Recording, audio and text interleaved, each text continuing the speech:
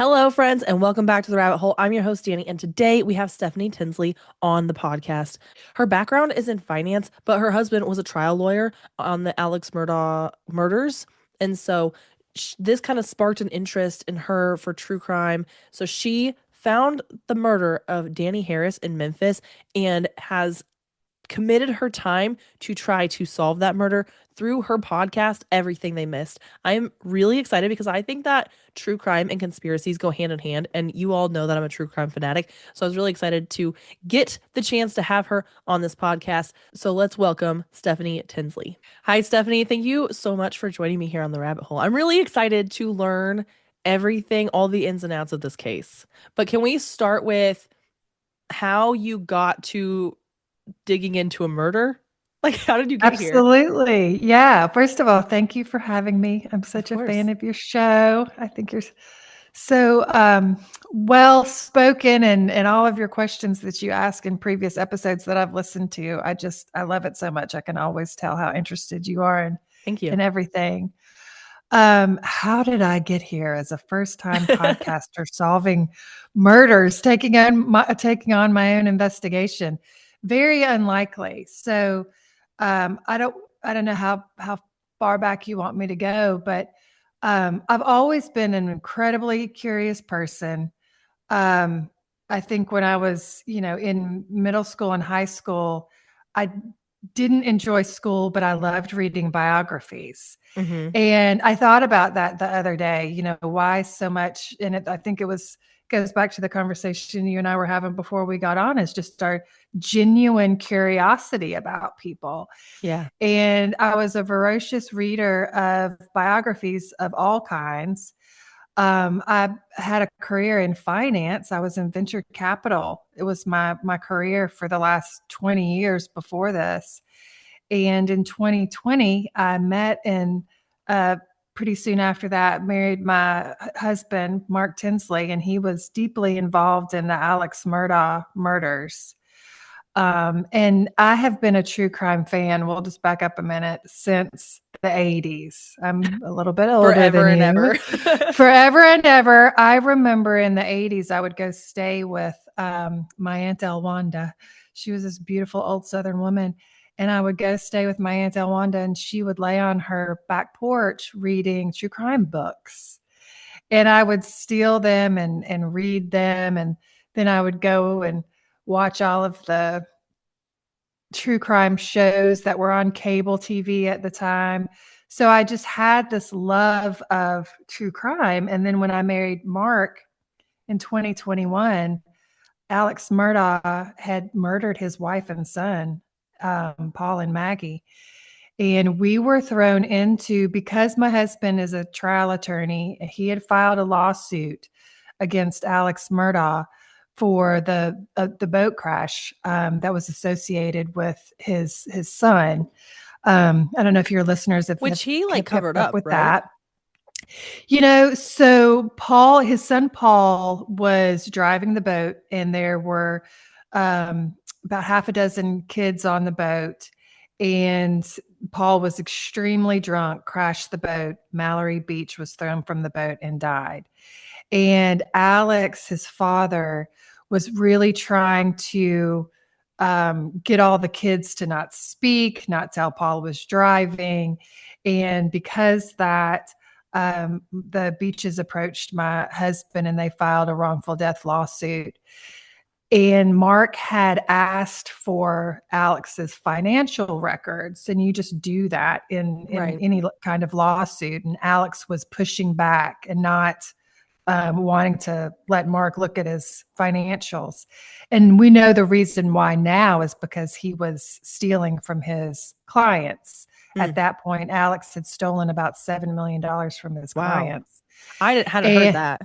yes. And so Wow. that was the motive for the murders. My husband's lawsuit Okay. was the motive for the murders. In his sick mind, and it's hard to try to to rationalize somebody that is a psychopath. And I think people have agreed that he is a psychopath. It's a true psychopath. In his mind, he thought that if Paul and Maggie are dead, then everyone's going to be sympathetic toward me. The lawsuit's going to go away. No one's going to know I was stealing from my clients. And I can blame Paul and Maggie's death on some vigilante from the boat crash. Right. So that's how it was all going down when I entered Mark's life. And there was a media firestorm, is about the only phrase I can think of, that just descended into our lives because Alex was a very wealthy attorney. Obviously, anytime someone of great wealth murders their child and wife, it makes international news. Mm-hmm. So my husband was involved in a Netflix documentary. They came and filmed at our house for probably 6 months. So did Dateline, 48 Hours, Inside Edition, Everybody. everybody, any crime Yeah. show you can think of was Because this at our murder house. has blown up. Like the Alex Murdaugh Oh, murders have they're like everywhere. I listened to a Crime Junkie episode about him. I watched the Netflix documentary about him. Yeah, like it's everywhere right now. right. And right now, Hulu has a scripted series Yeah, on it, yes. and there's somebody playing my husband in the scripted Did he get to series. pick that guy? No, but we got to meet him. His Oh, name that's is fun. Tommy Dewey. And it was really fun because we got to go on set during, if you watch it in episode 4, there's the Watermelon Festival. And so we are on the set as extras in the Watermelon Festival. And so That's cool. when the fake Mark Tinsley is walking in the Watermelon Festival, you can see the real Mark Tinsley, kind of an Easter egg right there on the side. And so it was cool to watch that. But it's surreal, yes, having an actor play your husband on TV.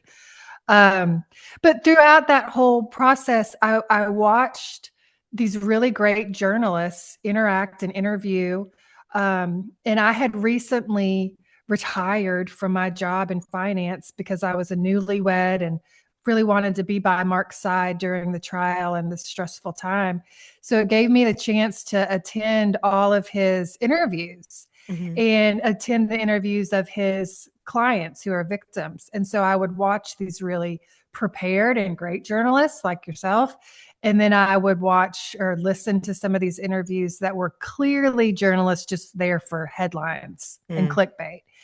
And when Netflix was filming, I didn't know what a producer was. I didn't know what directors do. And so here I am watching this Netflix documentary being made in our home and thinking, I wonder if I could do that. It was the first time in my life that I've been working since I was 13 years old. I've had my own paycheck, I've had my own job. And I was at a time in my life that I had some free time to observe things. And it just kind of kept popping up in my head, because I would think I wouldn't do it like that, or I Right. wouldn't ask a question like that. I wouldn't approach a victim like that. I would interview this person. Or, they interview for hundreds of hours and then it's boiled down to minutes. I mean, even Right. Yeah. Dateline does that. Dateline will be at your house all day long and your interview will be 2 minutes. That's So crazy. it is. And also I knew that if I'd do it, that I would set expectations too, because you sit down and you give this interview all day long, and some of the people being interviewed think, okay, I'm going to have a pretty big part in this Dateline episode. Yeah. And then you're disappointed because it's whittled down to 30 seconds. So it's also setting expectations so everybody participating will enjoy the outcome. Hmm. So when it came time when the trial was over in March of 23, I just kept thinking, what's next for me and what am I going to do? And I thought, if a case found me, I don't want to force it. If something found me, I put a few conditions on myself. I wanted to say it out loud to some girlfriends. I think I Hmm. said this in episode 1 or 2. And I wanted to take a voice lesson. And if a case found me, then I would go for it. And all of those things happened. And here we are today, a year and a half later. I didn't realize that it would take over my life. I didn't Oh yeah. realize that I would actually be investigating the murder. I thought I would just be telling a story. Mm, yeah. And yeah, so it really turned into an investigation and reporting. And I didn't realize that I was a writer. And so that I've enjoyed that too, that little Are you gonna write a surprise. book after this then? Like you've done the podcast, you gonna write a book about it? Somebody asked me that the other day. And my response is, I said, do people read? Do people read anymore? Well, because some I people don't mean, listen to podcasts. Like I have a friend, she's like, I can't listen to audiobooks because I don't want to listen to you talk, but I will sit down and I will read all day long. And I'm like, oh, I'm the opposite. I'll listen to an audiobook or a podcast. I will not sit down and read. I just can't do it. same. Me too. I don't know So what it is, but I have to get up and move around. And yeah, but my husband reads a book a week. So I have been asked if I was going to write a book. I have been approached. And I don't know. I don't know. Maybe there's always the possibility. This story certainly has a lot of legs to it. So there would be a yeah. lot to learn about. So then how did this case find you then? So my son, the week that I started looking, and again, I say this in episode 1 because I do not believe in coincidences. No, we I don't just hear the rabbit don't. hole. Not one of us believes No, in a coincidence. no. And, I had just said it out loud that I wanted to do something to some girlfriends the month prior. And my son is a teenager. And when your kids become teenagers, one thing that you're going to know is they don't talk. They don't talk to their mothers. And so Nathan gets in from school, pops in the car and starts talking. So my attention goes directly to him talking. And he's talking about his friend Lucy got up during the school assembly that morning and was talking about her dad, Jason Gishner, who you hear throughout the show. And he started talking about his work, and it sounded fascinating. And I thought, okay, I'm going to call him. And I did. And Jason invited me to his office and told me about several cases that he had been working on. And this one was one of them. And when he played me the tape that you hear, the audio that you hear at the very beginning of episode 1, I just begged him, just please let me have this story. And he didn't want me to because it was open litigation to him. And trial attorneys don't like that. Trial Right. attorneys do not like to talk about open litigation. So Did it it took help some that your husband's a coaxing. trial attorney? So you're Yeah. like, well, I have the background because Yep. I think that's why he became less nervous. I think it was two things. Our kids are friends, and so we would see each other up at school. Our kids are okay. friends, and they were both in theater. So we would see each other at the school plays, and he knew Mark's background as a trial attorney. And I promised Jason, I even signed an agreement, which is not the most ideal way to enter into a production, but I signed an agreement, it was 100% heartfelt. If I don't want to do anything to screw up Andrew's case, I don't want to do anything that is going to harm your strategy.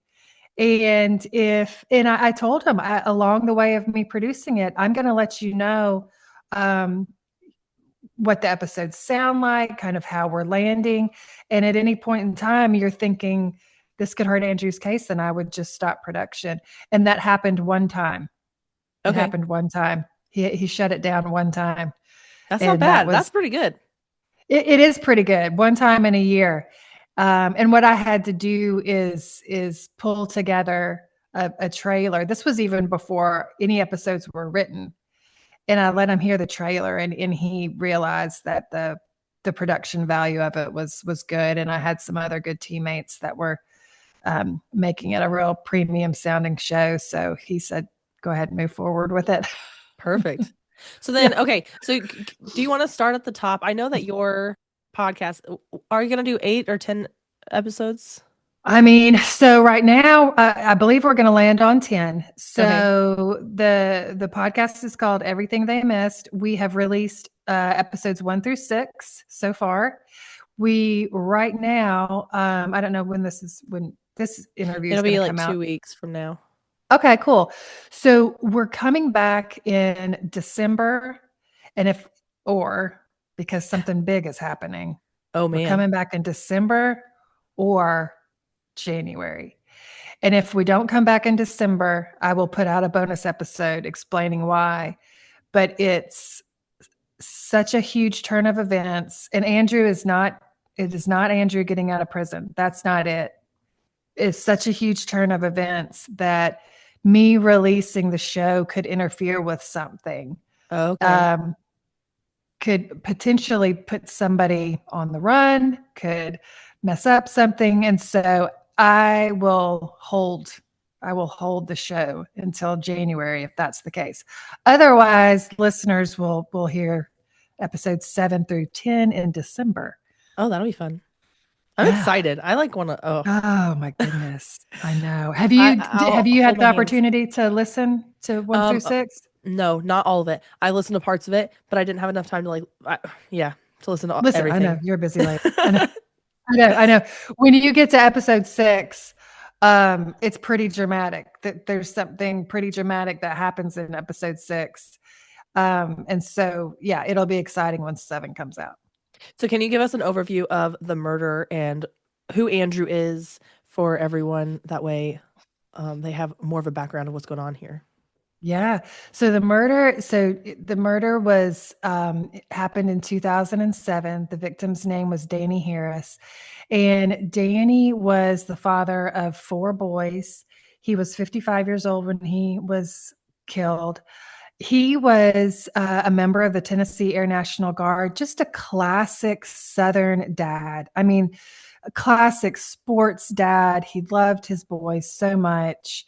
He was divorced and retired it around 50 years old. He retired from his military career, and in that retirement he became very isolated and was an alcoholic. And that hit home with me because alcoholism runs in my family. And I understood the isolation, and I understood what happens sometimes when people get lonely and consumed Well, that's by very, alcoholism. very common for military, I think, like especially like after leaving the You're military, you're like, right. I don't know what to do with my life. And you're already drinking so much in the military that like, why not just drink a little bit more and then drink a little bit more? And now I don't want to go out because I can just sit at home and drink. So very, That's right. very common in the It military. is very common. It is very common. And he had a very difficult time with it, um, getting treatment for it. I think he was resistant to it. His family were exercising some tough love with him because he had missed some family functions, and his family had been estranged from him. And because of that, he had gotten on an adult chat line called Megamates, not for sex, but for companionship. He Okay. was lonely, and he didn't want to drive drunk, and so he invited this woman named Tammy Vance into his life, and met her through Megamates. And Tammy kind of became his caregiver. He didn't realize that Tammy was a criminal, that she had a long history of theft and robbery and prostitution and drug use, and also didn't realize when he would get drunk and pass out, she would have clients over to his apartment Oh and man. turn tricks in his apartment. So she had criminals coming in and out of his apartment all the time at all hours of the night. And I don't think he realized it. I don't think so. There's no proof either way, but Okay. from what I've learned about Danny, I don't think he would have allowed that. So he had really gotten himself into a bad, dark spot. And without giving the whole story away, the apartment complex had not received his rent for 2 months, and they were going to evict him. And when you evict somebody in Memphis, you take the sheriff's department because they take all your stuff and put it on the street. So Okay. the sheriff's department does that.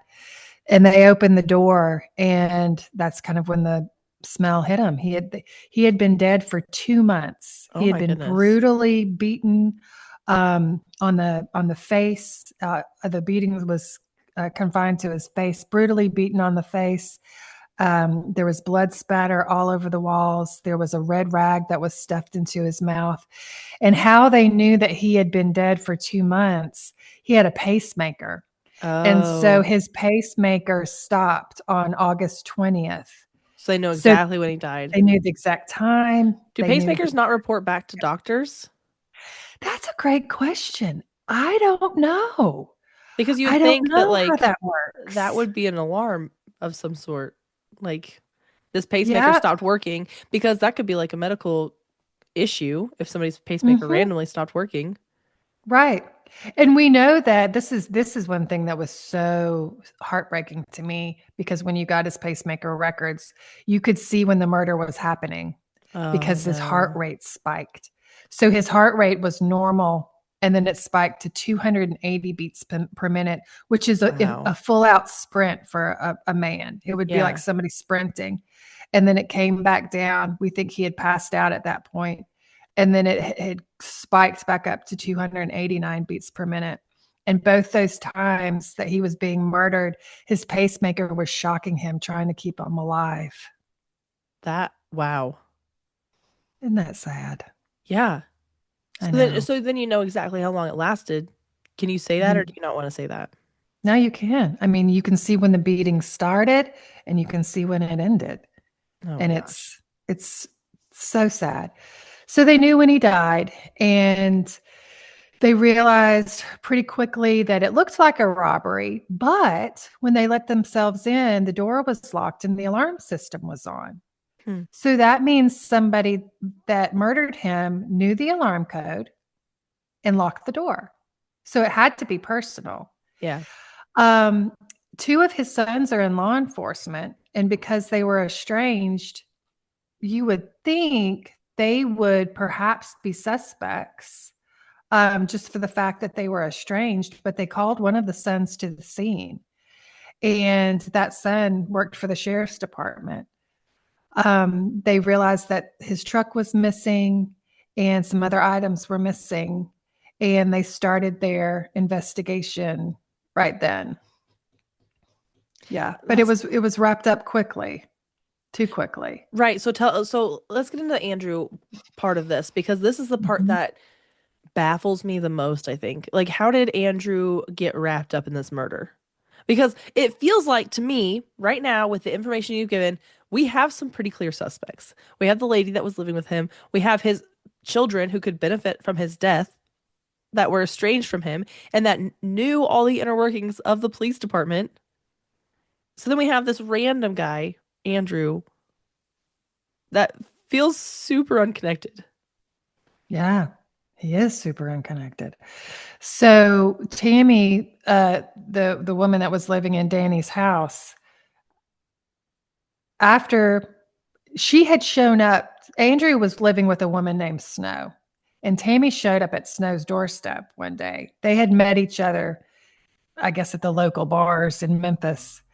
And Tammy had shown up one day, and she had a big gash on her forehead and was driving a truck. Danny's Hmm. truck is missing. Yep. So she shows up at Andrew's house because Snow said you can move in here, Tammy. And she shows up and says, "My boyfriend Danny beat me, and I took him to rehab." So that was the story that she was telling. That Okay. she dropped Danny off at rehab, and then she shows up at Snow's doorstep to move in with them because she can't live with Danny if Danny's dead in the apartment. So Andrew wasn't connected to the victim at all. When the police realized that Tammy was driving Danny's stolen truck, they had hauled her up to the police station. And because she was living in the same house as Andrew, Andrew had gone up to the police station too. And they weren't planning to question Andrew. He had just given Snow and someone else a ride up to the station. So he wasn't a suspect. He wasn't a witness. He was just sitting in the lobby of the police station. And because Andrews has a 62 IQ, which is equivalent to a third grader, although he was 24 years old at the time, he had a 62 IQ. And he they had given him pleasantries, in the lobby, said hello to him and asked him his name. And the police thought that he was acting nervous, so they brought him back into an interview room.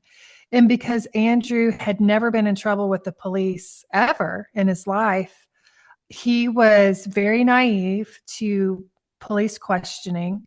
He didn't realize when you waive your Miranda rights, what it allows the police to do, and we Mhm. can dig into that. But Yeah. the short answer is it gives the police free reign to lie and and say all sorts of things. And so he didn't realize that, and he started acting nervous, um, and really afraid of them as authority figures. And that kept feeding into this mistrust with the police. They decided not to record his interrogation, although they had recording capabilities in the Memphis police station. Do you They know why didn't they chose that? no. I They just have decided they're like, theories. we'll record the other ones, but we're not going to record this one. Right. I have theories and we can Yeah. discuss that. But so a 27-hour interrogation, 27 hours.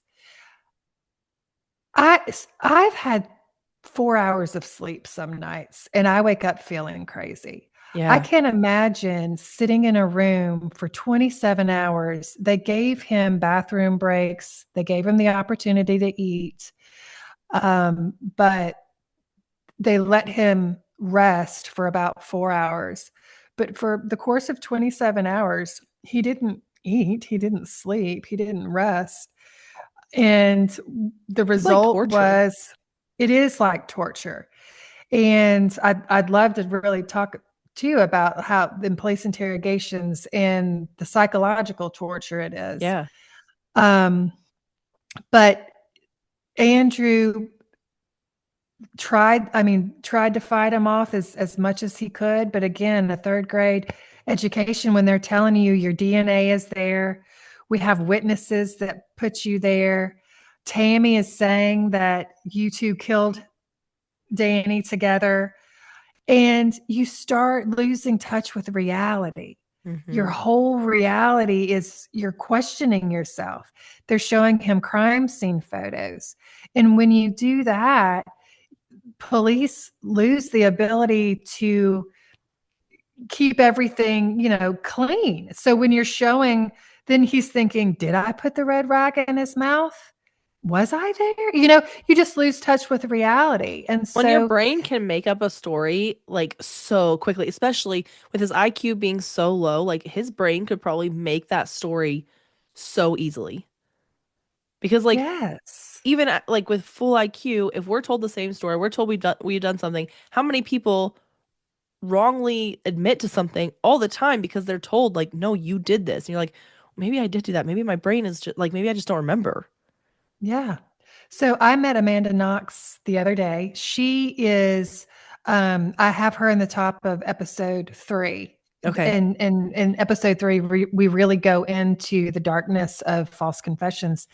And I met her. I had put her in the podcast because she was testifying about something, and so I put that testimony. But then I met her later, and over the course of several days, she's a very intelligent woman. Yeah. And she said it was the police interrogations. And over the course of however many hours they had her, she literally thought she had done it. She thought, okay, maybe I was there. Maybe I did do this. So you And she you got just convicted, really didn't she? lose. She did. She got Yeah, that's what I convicted. She thought. got a 26-year sentence, but only had to serve 4 years because they gave her a new trial, and she got to come back to the States. Good. But police interrogation techniques. If have you ever heard of the third degree? You know that The giving somebody phrase. the third Yeah. degree. Uh-huh. Do you know where that comes from? I don't. I didn't either until I started studying. So I took a 2-month break during this production to study police interrogation tactics Wow. because I 2 months really of it? wanted 2 months. I took a super deep dive because I wanted to understand police interrogation tactics and I wanted to understand false confessions because I was having a hard time wrapping my head around false confessions. Yeah. In police interrogation tactics, back in the early like 1910, 1920s. They used what was called the third degree. And what the third degree is beating someone. So Wow. if you have a suspect in the station and you're interrogating them, at that time, you were allowed to beat them, to beat the answers out of them. And, we after some time, people realized you can't do that. That's torture. Right. We shouldn't do that. But so the third degree morphed into psychological abuse. And Mm. so there's a technique, and I'm not going to say the name of the technique because they are very litigious and I don't want to get sued, but it is a gold standard that most police officers use. And this technique has substituted physical abuse for psychological manipulation. And this is the standard technique that I would say 75% of police officers and detectives use. Wow. And it's this psychological manipulation that they're allowed to talk about evidence that isn't there, tell you that there's eyewitnesses that are not true. And, for me, it's get the bad guys, do Right. whatever it takes to get the bad guys, get them. But you have to be careful that what you're doing isn't giving you tunnel vision, isn't clouding your own mind as a detective. And especially in cases of false confessions, almost every time in a false confession, they're not recorded. Wow. And there's Of 20 course it's not states. because they're like we coerced you into this, which is illegal. Yeah. Well, it's not illegal. That's the problem. There's 20 states that you do not have to record interrogations. Are you kidding me? Um, That feels no. like drastic in this day and age when we record literally everything. Yes, when you can Like, pull out your cell phone and record anything. There's 20 states in the United States that do not require law enforcement to record interrogations. is Tennessee one of those states? Tennessee is. Of Most of course. the South is. Yeah, it's most of the South, which I don't like that as a Southerner, and I'd like to change that. But that's what Amanda Knox was testifying about. She was in Washington State testifying about police interrogation techniques. Wow. So Andrew What a ended up good person to talk confessing. about it. Sorry. Oh my gosh, The yes. best And person to talk listening to about that. her, oh my gosh. Yes. Yeah, she is really amazing. But Andrew's confession matched no evidence at the scene. So he at the end he was just saying, "What do you want me to say? What do you want me to say? We've been here for 27 hours. I'm telling you I wasn't there." And they fed him, according to Andrew, because I've talked to Andrew. And Andrew said that he had beat Danny on the back of the head, but we know he was beaten on the front of the head. He confessed to killing Danny in the upstairs apartment. I've been to his apartment. There is no upstairs, there's only one level.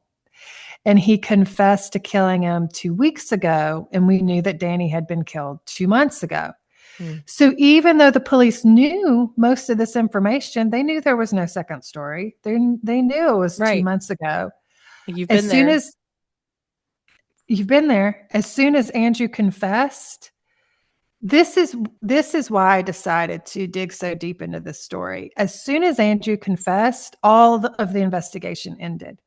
So they had subpoenaed bank records. They had subpoenaed his ATM card. Danny's ATM card had been used 82 times. So they had subpoenaed the ATM. Any ATM Yeah, has a video on it. So they would absolutely. have been able to see who is accessing 82 times.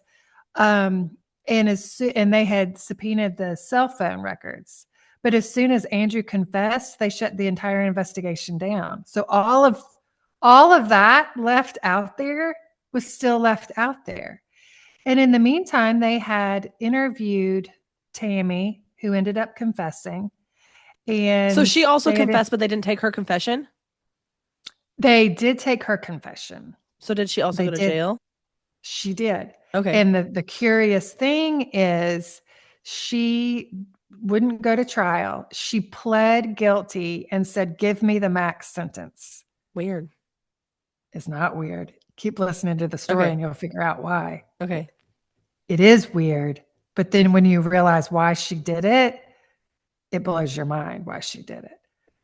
So she did that for a reason, Okay. obviously to cover up something. Yeah. So she did that so something would go away. And that's what this story is. What was she covering up? What was she trying to get to go away? So Andrew had a trial, and it's very difficult. You and I were talking about being jurors. Hmm. It's very difficult for jurors to get over a confession. Yeah. I mean, you got the guy saying he did And it. you got a guy saying he did it. And even his attorney was a court appointed attorney, was not, I've talked to his attorney, was not on his A game. And this is another scary thing too. Trials are terrifying. Yeah. And defense attorneys, how many jobs are out there that on your very worst day, someone's life is in jeopardy? You know, how many jobs are there? Doctors, you could put somebody's life at risk. Doctors, defense Military. attorneys. Yeah. Yeah. Police. And yeah, right. And his attorney was not on his A game, did not call some essential witnesses, did not call experts, did not get the medical examiner to talk about front of the head versus back of the head, 2 months versus 2 weeks. The jury didn't hear Oh my any of gosh. this. So the jury only heard Andrew, you know, his confession. I feel like that should be like day one of like lawyer school. Like, hey, I just so you know, know. really look at the evidence. If they were hit on the back of the head or the front of the head, that should be known to everybody. Like, I know. I know. It and not to I'm not to give anybody a pass. Memphis is one of the most dangerous cities in the United States. There's the one of the most higher murder rates. And these detectives and cops and everybody, they are overworked. However, not that overworked. yeah. Not that overworked that you stop the investigation.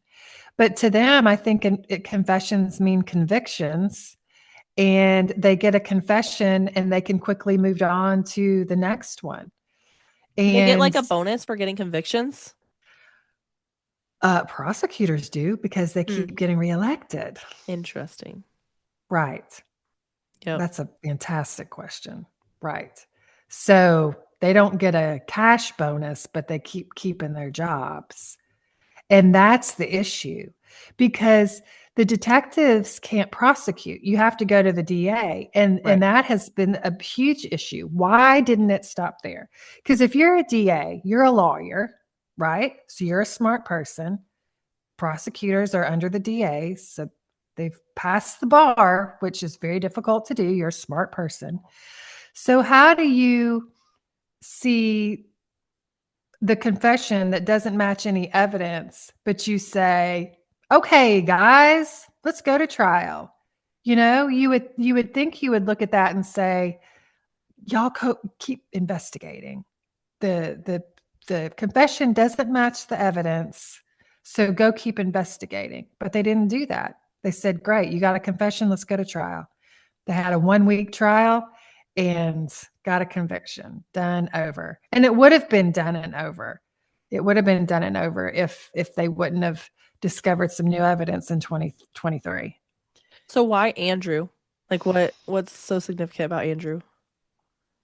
What do you mean? Like, how did he get into this, Yeah, or I mean, why? so he Why drives did? these ladies or this lady to the police department, excuse me. And he's just like, "Okay, you look nervous, so let's interrogate you." Like what's up with that? Yeah, he simply gave them a ride to the station. Was sitting there in the lobby with his 1-year-old son in his lap, Oh man. That's even and worse. it's even worse. And he said hello to Sergeant Carolyn Mason. Carolyn Mason struck up a little conversation. And how do you know Tammy? Oh, Tammy just moved in with me. Okay, come back to my desk and let's talk. And then it's goes from interview to interrogation, just like that. And if you have no experience, you don't know what's going on because you're sitting there wanting to help. Yeah. Innocent people want to help. Well, and if you were Innocent, guilty, you wouldn't sit in a police station. Like you would leave. You drop her off and be like, call me right? when you're done and I'll come back and pick you up. I'm not gonna sit here and wait for them to find me. Like guilty people don't do that. Correct. Correct. Correct. So why would a detective not think that? Like, hey, buddy, you're here on your own free will. You just gave them a ride. You're just sitting here with your 1-year-old son, but you're murder suspect number one by the end of the day. By I the beginning of know. the next day Common sense because he's been goes, there. yeah, 27 hours later. Yeah. That's So crazy. I know. I know. Was I'm gonna bring up the race thing for a second. Was Hmm. Snow his girlfriend or whoever? Was she white or black? Snow was mixed. Okay, Andrew's black. Tammy's white. and Danny is white. Danny is Was white. Danny sleeping when he was killed? Is that why like all the damage was to his face? Like if he was laying We down? well, he was not asleep. No. Okay, okay, He was conscious. Yeah, he was conscious. There's things that we know now that we've discovered now that he was conscious, but most likely in such a drunken state that he was unable to fight anybody right. off. That's why I was curious because like if it was Tammy, which this is just me speculating, like Hmm. he could have been able to fight her off probably, but you're right, he was probably drunk. Hmm. So when Tammy was being questioned, her interview was recorded, even though she's being interviewed at the same time as Andrew. Andrew's is not recorded. Tammy's is recorded. Was it different And detectives doing the interviews? I think it was all the same detectives because the Memphis PD interviews and interrogates suspects in this collaborative way, which is not uncommon for law enforcement. They go in as it's a team, and so there's a case coordinator, and her name was Sergeant Carolyn Mason, and usually it's the case coordinator and 3 or 4 other detectives. And how they do Okay. it, especially if there's 2 suspects at the same time, you kind of tag team them. Okay. And you've seen when you've watched other Yeah. interrogations, it'd be two and then they go and rest, or one's getting information and then comes in. There's good cops, there's bad cop. Right. So I think the same cops were interrogating Andrew and Tammy. And when Andrew, starts confessing, I mean, he's at the point that he's just saying gibberish at one point, but confesses. And Tammy adopts the story. Okay, yeah, because it was me and Andrew that did it. But at Andrew's trial, she gets on the stand and says it wasn't me and Andrew that did it. She testifies at Andrew's trial. It wasn't Andrew and I that did it. It was me and my daughter Sarah that did it. So how how did he still get convicted? That's a good question. Like all the evidence is against him, like not Amy, pointing to him at all. You got Tammy saying, "Nope, he wasn't involved. It was me and my daughter Sarah."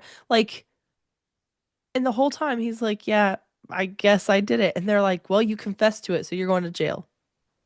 What did he get? What was his sentencing? life. He's Oh my serving God. life. He's serving life. So I had all those questions too. And I found 6 of the 14 jurors. So I had gotten my hands on a list of the jury members. And so I had all 14 names. No one had ever talked to the jurors before. But like you and I was so curious. Who are these people? Yeah. How did they get here? Do they even remember sitting on this murder trial? At this point, it's been 15 years. The trial was in 2010. Okay. So I wanted to know. And so I hired my own private investigator, and we found 6 of the 14 jurors. And the ones that we found were women jurors. They all remembered because they were sequestered. In Memphis, it's Mm, weird. They sequester almost every murder trial. interesting. And I think they do that because there's so much gang I was gonna affiliation. say, I wonder if it's Uh about huh. gangs. I think it's security. Yeah. Yeah. So they all remembered being jurors because they were all sequestered. And it was so interesting. There was one woman juror, and she invited me into her home. Wow. And we sat and talked about it, and she cried and she said that she felt pressure, that she wanted to vote not guilty, but she couldn't get over the fact that he did confess. She just couldn't get over that. And she wanted to vote not guilty, but felt the pressure from everybody else in the room. And because they had been sequestered for 5, 6 days, she wanted to get home to her birthday party Mm. and decided to vote guilty just to get out of there and end deliberations. I hate that And because like your I, birthday party is more important than this guy, the rest of his life. Like all of right, his birthdays, all of them, and right. Christmas, Thanksgiving. Like let's talk about all the holidays that he's gonna miss forever. And now I didn't even know he had a son. Like his child is gonna grow up without a father now. That's right. His son was 1 years old. So because this woman wanted to get to her birthday party, and when she and I were talking, she was understanding the weight of what had happened, and she starts crying. And some of this is in episode 4. And she wanted to sit and pray with me because she was so distraught over it. And at the end of the conversation, she was asking what she could do to turn it around. And I had to tell her, there's nothing you can do. That's what a verdict is. That's what you were There's supposed to do. nothing you Yeah. can do. And it's in the hands of the Tennessee Innocence Project at I this was gonna point ask about the because Innocence there's Project. nothing that you can, there's nothing. So it was really traumatizing for her and some of the other jurors because they just couldn't get over the fact that why would somebody confess? Now we know, and now there's false confession experts, and we're Uh-huh. all a little bit better educated. But it's a hard hurdle to overcome a confession. So That's wild to me. I know. So what's next? Like now what? So you've covered this case, and like technically it's closed, right? Not technically. It's closed. It's closed, period. So what has happened is Andrew learned to read and write in prison and wrote the Tennessee Innocence Project. And in 2023, the Innocence Project started their own research. And before you contact anybody, the way the Innocence Projects works, there's almost every state has one. South Carolina does not. Almost every state has one, and they're all independent nonprofits. And they start doing their own investigation before they'll tell you they've taken you on as a client. So they had done some preliminary investigations and realized Andrew was never there. There's no evidence that's pointing toward Andrew. When they analyzed the cell phone data, it was all pointing toward another person. And we get into that in the show. So when they realized how much evidence is pointing away from Andrew and pointing toward this other person, they decided to take Andrew on as a client. So for the past 2 years, they've been fighting in the courts to produce this new evidence. And in Okay. Tennessee, they've been having a very difficult time. They're in front of the Court of Appeals, just trying to get Andrew a day in court. But they've been shut down so many times. So that's when I entered this story and entered Jason's office. Okay. Talk about there's no coincidences. I entered right in that time, right when they were just hitting roadblock after roadblock. And here I come, a new podcaster, just like I just want to do a true crime podcast, and so I'm just sitting there with Jason and he's telling me all of this information. And because it's open litigation, you really don't talk to media, you don't talk to anybody writing a podcast about something. Right. But he saw this as a way that could be Andrew's only hope of getting his story out. Has So I has took that anybody else on. has anybody else covered this at all? No, Google it. You will find nothing. You won't find That's anything on Danny crazy. Harris. And that's what's so weird to me. So this murder was in 2007. Two of his sons were in law enforcement and it didn't make the news. And keep it quiet. A man was dead in his apartment for 2 months, and we had a heat wave that year. Ooh. There was a heat wave. And nobody two else smelled months it? in the summer. No, that's weird too, Oh my because gosh. I have driven through his apartment complex. There's hundreds of apartments in his apartment complex, but the way it's set up, his area. There's all these different areas of the apartment complex. It just looked like houses, kind of Okay. duplex houses sitting next to each other. Yeah. But still, when they opened up the apartment, if you remember the movie Seven, do you remember Yeah. them? Did you Yep. watch that when you walk in and there's all the air fresheners Yeah. in that one guy's apartment? That's kind of how it was in Danny's apartment. So she They kept had, going back to like make she it kept not smell. going back. Isn't that Because okay, disgusting? so because in my mind I'm like Tammy did it. So like she Tammy confessed to it. So right. it's not giving it away that Tammy was one that went back. But there were air fresheners, there were candles, there was towels stuffed under the door. I don't know if she went back there and slept some. That'd be disgusting. I don't know if she went back to turn tricks there. Also gross. She's died. Well, She's died since okay. but I found one of her cellmates and I was able to talk to one of her cellmates. Did she confess to them? Yeah. Well, Well, she she confessed in confessed yeah, to she confessed to be being there and confessed during Andrew's trial. It's not me and Andrew, it's me and my daughter Sarah. So, So what about Sarah? Where's she at now? that's a good question. Hmm. That's a good question. And that is where I turned my investigation. Okay. When I realized that Andrew is his legal case could be dismal, I decided that this show, this podcast, was going to be two parallel stories. It was going to be Andrew's fight and everything that's happening with Andrew's fight. But what happens in any wrongful conviction, and I didn't want to do a wrongful conviction story because as a true crime fan, I don't tend to lean toward wrongful convictions because it Right. starts out like mystery solved, Right. Like we already know and what I don't like happened. that. Yeah. Right, right. I want to know the story. I want to know the mystery of it. But with wrongful convictions, 100% of the time, the real killer's still out there because you didn't get them. Right. And that's what was interesting to me. So Andrew's sitting in prison. Well, who did it? Well, the Innocence Project is all pointing toward Sarah Lucas. And I read all of this evidence against Sarah Lucas, and I was pretty convinced that it was probably her too. So I hired my own private investigator to find Sarah. And so the end of episode 6, you'll hear me, and my investigator's name is Q. He goes by Investigator Q, which is very James Bond. Right. Um, but I hired Investigator Q, who's just this great guy in Memphis, and we found Sarah.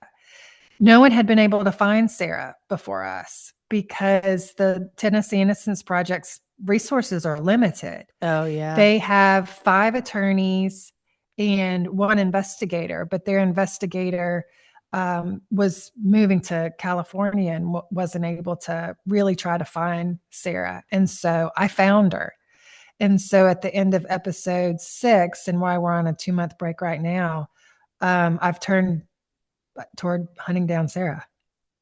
So what about the sons that were in law enforcement?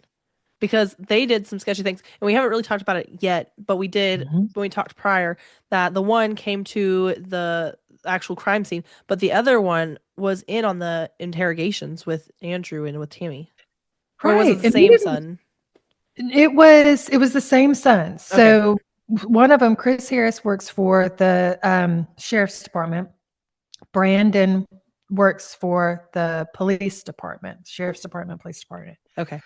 And what we know now, which we didn't know before, and it's not in any documents, and I have to keep my source confidential with how I know this, but what we know now is that Chris Harris was part of the interrogation, although it's not documented. So he was in the hallway. When you were asking how that works, and I was describing its teams going in and Yeah. out.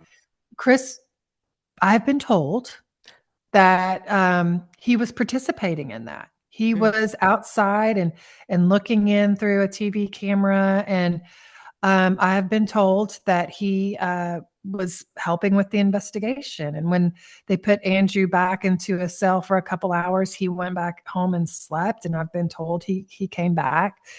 I've been told that he went to Danny's apartment, and they had collected 2 bloody fingerprints the day they found his body. But then when they went back, they had found 3 more. Hmm. And in police reports, it says that there were 2 Memphis police departments that collected the additional fingerprints. But this source, who is very close um, to Chris, said that it was indeed Chris that went back and Hmm. collected the fingerprints. So why does it say that it was 2 other cops that collected the fingerprints? And was anybody with Chris? Could he have planted fingerprints?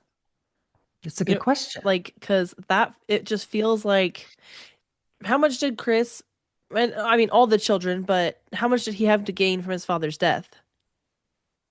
Because Financially, I would say not much, okay, but why I mean, it's a huge chain of custody issue. yeah, oh You know, when yeah, you collect evidence, it's a huge chain of custody issue. So if he did collect those fingerprints, then why are the names of 2 other cops on those documents? Why is his name not mentioned anywhere? Not but mentioned also anywhere. isn't it like it's like a personal matter. You should not be involved in the investigation of the person that murdered your father. Like that's a personal No, matter. Like if you right. were a surgeon, you would not do surgery on your father because he's your father. Correct. Correct. So, There's too much emotional, right. So how did that happen? How did that happen? I mean, I have so much. Was he obviously not. I was gonna say, was he like a suspect at any point? But No, never. No, no. obviously not. He was involved in all of it, right? He was Yeah. involved in the questioning, and as far as we've been told. So it seems like if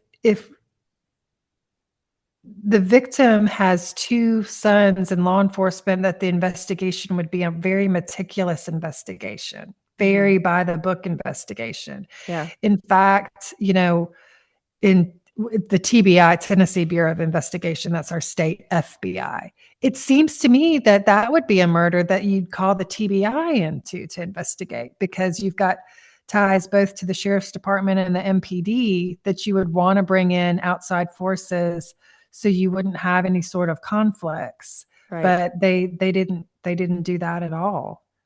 Yes. Like you want to get as removed as possible. How else can you be like non-biased? Right. Because Right. otherwise, I mean, and judges do that. They like relieve themselves from a case if they feel like they can't judge it properly, right? And so how Right. come I I feel When you like the whole like the police department as a whole like really botched this failed, like I'll miserably. say it. Yeah. Failed. And why would you even want the son anywhere near the interrogations? Just for his own emotional stability. It's Yeah. not cowboys and Indians, not like, come on, come up here and watch us get this guy, because that's what it feels like. That's what it feels like like That's what in it feels general. like. Yeah. Right, right. Come watch us do this. Come watch us get justice for your dad. Come watch this. I wonder if It's that played a not a part football game. like in the confession or in coercing I him think so. into a I think confession. it I think it upped the intensity of the whole thing. And I think that, in my opinion, it gave them tunnel vision. And I Mm, think, in my opinion, it really intensified the whole situation against Andrew. Andrew yeah. never had a chance. Poor He guy. never had a chance. A third grader sitting there with people that you think that you can trust and that you look up to, police officers, turning on you, not knowing that the victim's son is right outside the door, heightening everything. He didn't have a chance. So what do we do about it? How do we That's a help? good question. So the Tennessee Innocence Project is still fighting in court. They're waiting to see a decision from the Court of Appeals that could happen any day now, which Okay. would either allow Andrew to get a new trial or not.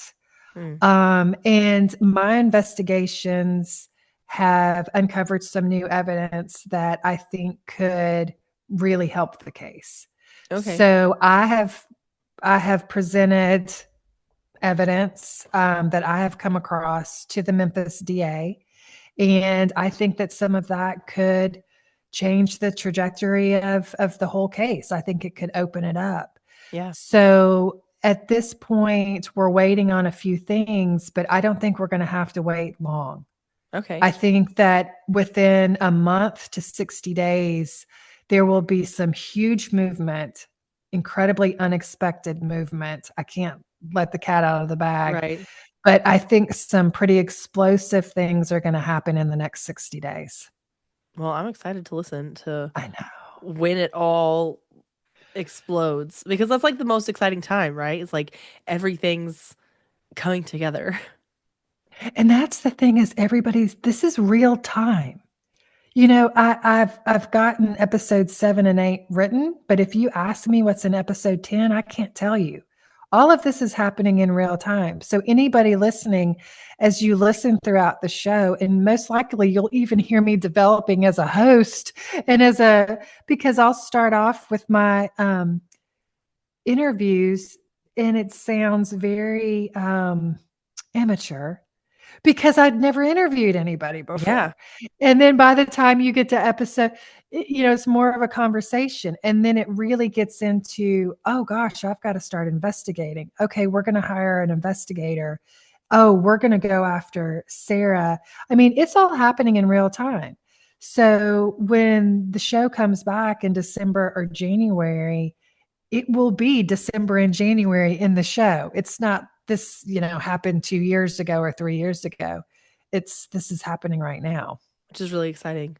We get to see it all unfold as it's Yeah. happening, which is kind of almost like watching the news, but like every time you watch it, you're like, oh, I want more. I want it to actually give me the meat instead of just like fluff. And so I think that that's probably why I like podcasts more than like watching whatever true crime is on the news or whatever, because it's not the same. It's not like actual good quality investigation anymore. Right.